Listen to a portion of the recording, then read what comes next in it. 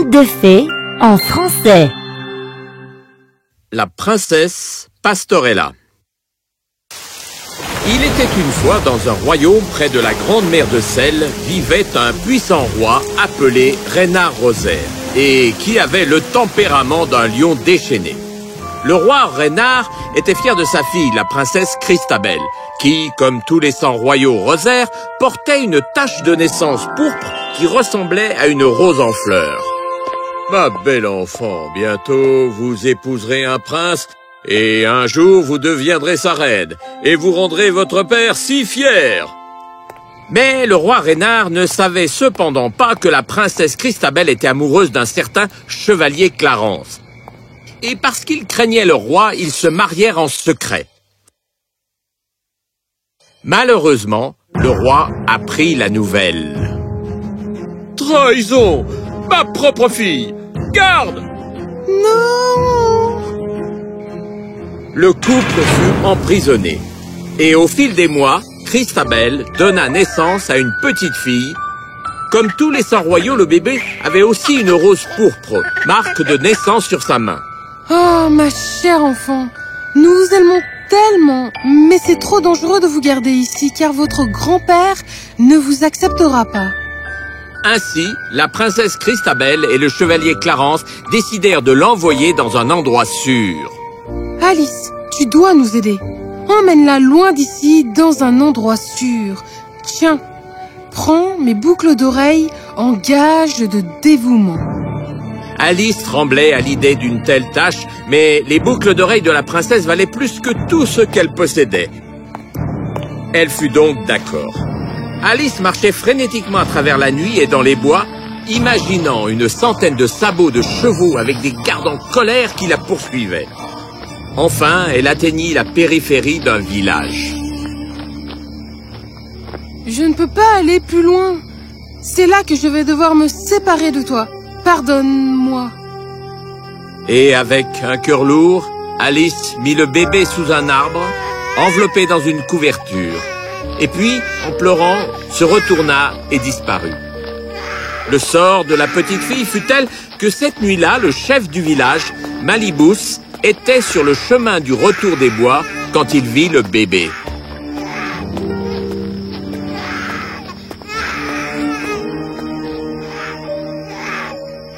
Mon Dieu! Un bébé dans cette forêt? Malibus regarda autour de lui, mais il n'y avait personne pour s'occuper du bébé. Il attendit un certain temps, puis se décida d'emmener le bébé avec lui. Alice, lui avez-vous trouvé un bon foyer? Bien, je me reposais un peu et je la gardais à côté de moi. Mais quand je me suis réveillée, elle n'était plus là. Quoi? Ah non!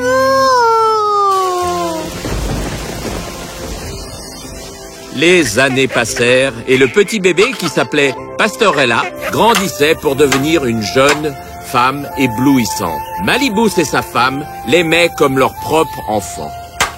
Ah! J'ai gagné!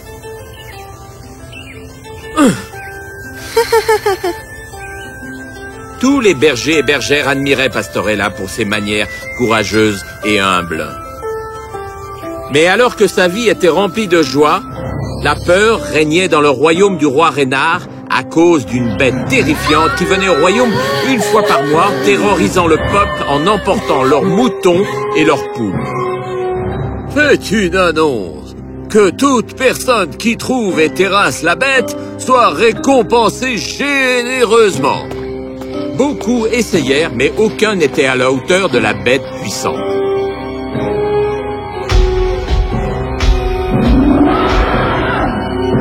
Jusqu'à ce qu'un jour, un chevalier nommé Calidore arriva à cheval au village de Malibus.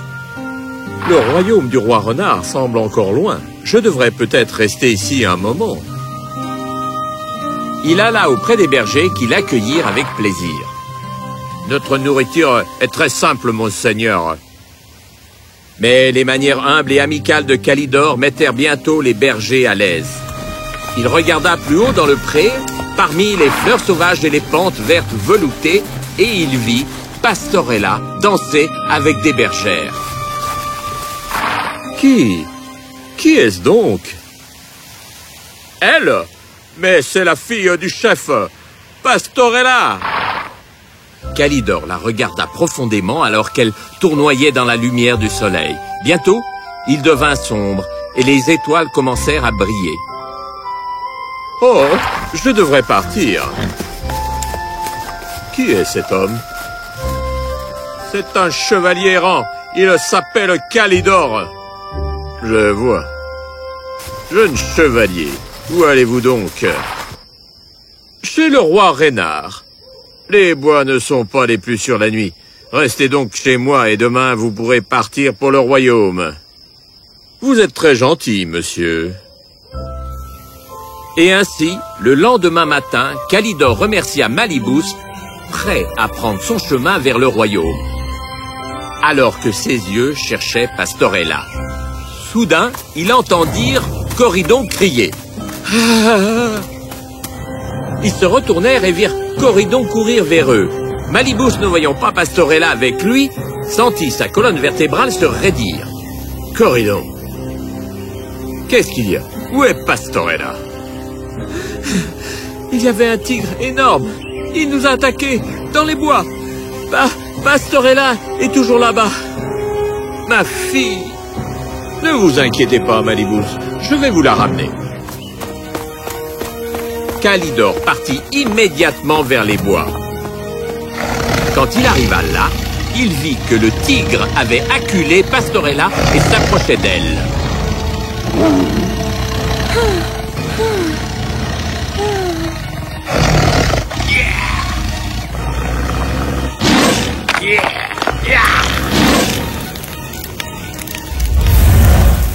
En voyant le feu, le tigre courut sous les arbres épais et disparut dans la forêt. Pastorella fut émerveillée par la bravoure de Calidore et malicieusement fit semblant de tomber inconsciente. Dis-moi. Pastorella! Calidore la porta dans ses bras et courut précipitamment vers le village. Tout ira bien. Bientôt, ils atteignirent le village et Pastorella sauta immédiatement des bras de Calidore. Ah, merci.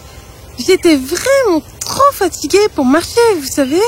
Vous faisiez semblant? Vous devriez voir votre tête. Mais merci de m'avoir sauvé la vie. Pastorella, ma fille!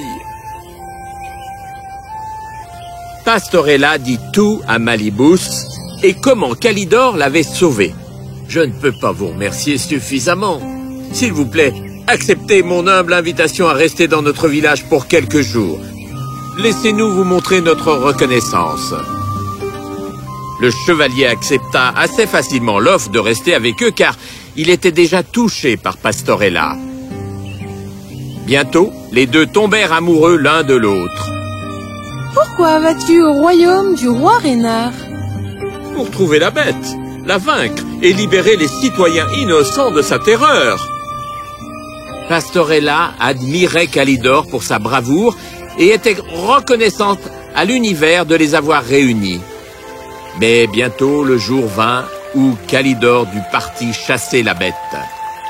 Alors qu'ils étaient assis pendant ce printemps naissant, il se sentit triste de quitter Pastorella. Je te reviendrai une fois que j'aurai tué la bête.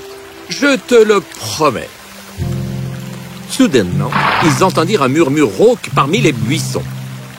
C'était un groupe de bandits qui avaient l'intention d'attaquer le village. Ce soir, pendant la nuit, on attaquera tout le village dans 1 heure pour qu'il n'y ait que des bergers.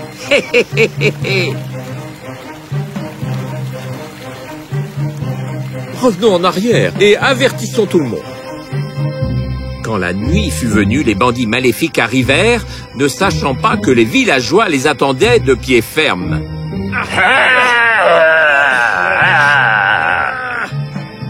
Quoi? Quoi? Que se passe-t-il?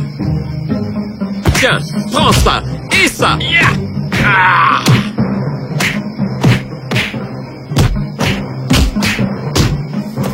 les bandits commencèrent à se replier dans la forêt. Eh bien, maintenant je t'ai sauvé. Waouh! Qu'est-ce que c'est? Kalidor regarda et vit à son grand étonnement qu'une grande dent pourpre pendait autour du cou du chef. « Où as-tu eu ça? Dis-le-moi. » Le chef, qui tremblait maintenant, avoua à Kalidor qu'il avait trouvé la dent près des rivières déchaînées.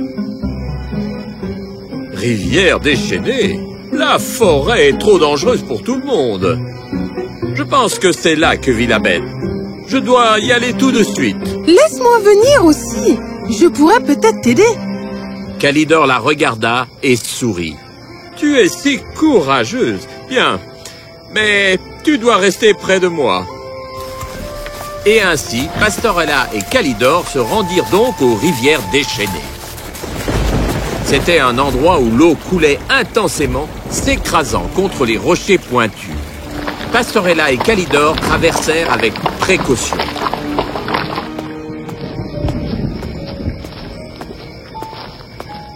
Regarde, une grosse empreinte de pied. C'est là!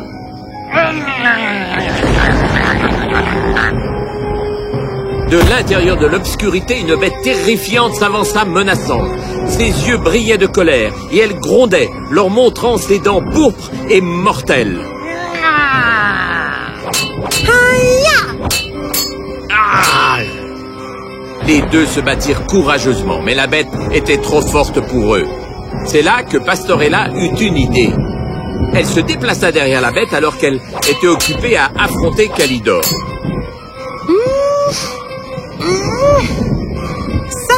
Ça devrait lui suffire. Et comme Pastorella l'avait prévu, la bête trébucha sur le rocher en reculant et tomba avec un bruit sourd.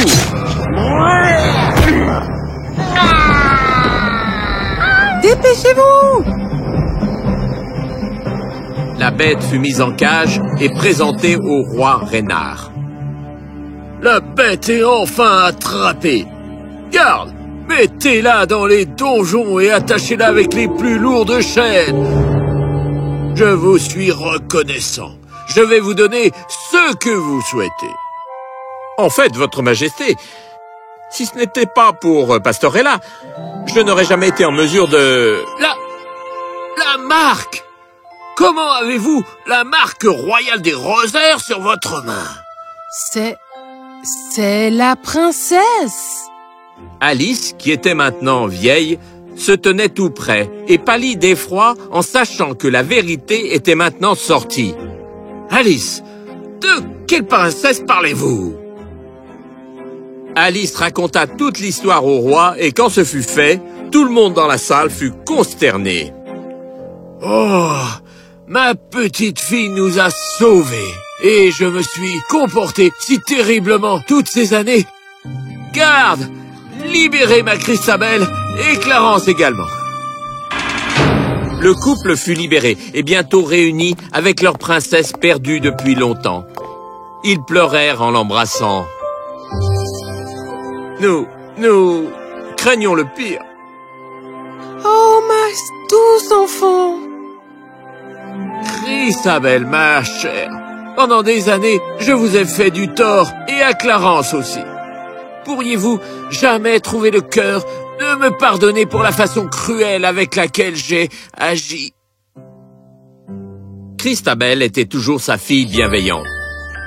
Et après toutes ces années, elle lui pardonna. Pastorella était ravie d'avoir découvert ses vrais parents et au fil du temps, enseigna au roi à être un dirigeant plus conciliant.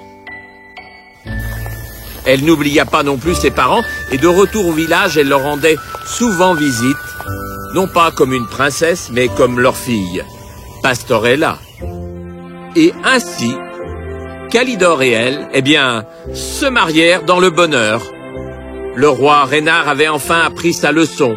Il a appris à ne jamais rejeter ses décisions sur les autres. Il confia également sa couronne à Pastorella et bientôt, sous sa grande générosité, le royaume Rosaire prospéra davantage.